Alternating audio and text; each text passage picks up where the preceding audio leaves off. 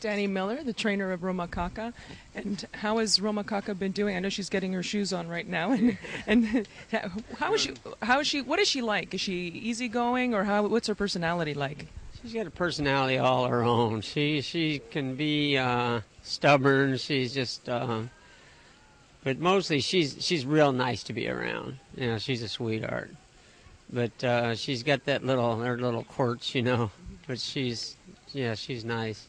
Now, how has she been since her last start, since her last win? Has everything been going? Oh, yeah. She's trained real well. She come out of that race really good. She was a little tired out of that race for a few days because she'd had a little time, and then we brought her back into that race, and she run hard that day, and right after the race, she was a little tired. Like a day after, she was a little tired, but she's back to her old self. She's training very well. And you try to give her some time between her races, or how is it that it's been now because she's a little bit older now? Yeah. I try to space her, you know, because she runs so hard. And, you know, so we try to, you know, as hard as she runs, you run her too often, she's going to hurt herself because she gives it all she's got. And what are the plans for this weekend? How do you see the race setting up? How would you like it to set up for her to be ideal for a win? She's became very versatile since she got older. When she was younger, she needed the lead, and that's when she run her best races. And she probably runs her best races on the lead, but she can go either way now. In that last race, I was a little worried about that race because it was going 7.5, and you'll hook more speed going 7.5 than a mile and 1/8. I was a little concerned about that, but she's learned, you know. And Cisco, he's got good hands on her, and he gets her to rate good, and so I can go either way with her. You know, I'm not gonna go if somebody wants to go out there and go too fast. You know, she doesn't have to do that. That's the good thing about her.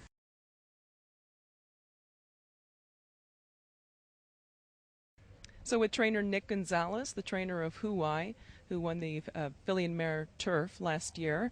And Nick, how's she doing, and how's she been doing since her last start? Actually, she's doing great since she ran here at Gulfstream. Ran a bang-up race.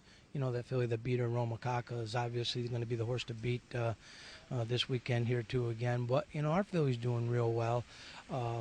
Because I've got an overflow of horses, I have some in Ocala and some in Tampa, and she's training at Tampa right now, where she's done well historically. So that's the venue we've taken. But we're going to get her here. It's going to be hot this weekend. We're going to get her here some days early, around Thursday, and finish her training here. And just looking forward to you know, going against that Romakaka again. We're getting a little break in the weights, which is going to be very important. And, you know, the filly's doing great, and, you know, she won this race last year, so we're very optimistic. Have there been any changes since her last start, or have you pretty much kept everything the same? We've kept everything the same. She's pretty simple to train. You know, she's an older mare now. Actually, you know, to her credit, she's 7 years old now and still maintained her soundness and her current form. So, you know, we couldn't be happier. She's going to only run a couple more times, and she's going to the breeding shed. So, you know, we're looking forward to closing out her career on a winning note. And other than the weight, the spread in weight, is there anything else? How else would you think that you might turn the tables on Romakaka this time? Well, you know, one thing about the races on our turf course, first of all, they're very competitive. Secondly, they're always big fields. So, you know, you got to get your position, and, you know, you got to have some racing luck. You know, most of our turf races are crowded finishes with, you know, not always the best horse wins, because you need to get the trip.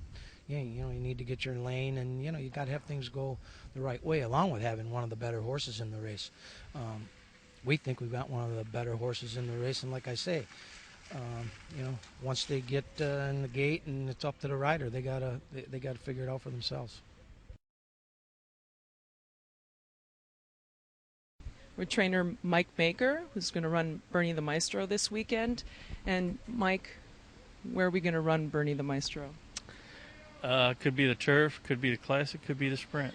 But today I'm leaning towards the sprint, but doesn't mean tomorrow I don't change my mind again.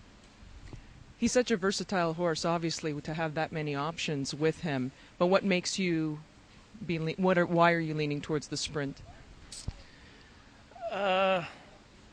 Good question.